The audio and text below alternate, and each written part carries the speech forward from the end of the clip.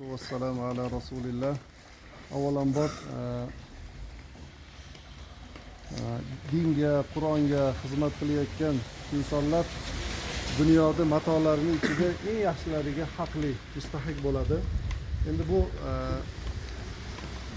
ham Xudo xolasa katta sovg'a. Madrasamizda, tahfizimizda birinchi bo'lyapti. Alloh taolo davomli qilsin va bundan keyin yana ham kattaroqlari inshaalloh o'sha o'z egalariga yetib borsin. Mana shu tadbirni qilgan, uyushtirgan, shu yaxshilikka hissasini qo'shgan har bir insonda Alloh taolo bu dunyo oxirat yaxshiliklarini ato qilib, bu dunyo oxirat azizligiga o'zi erishtirgan bo'lsin.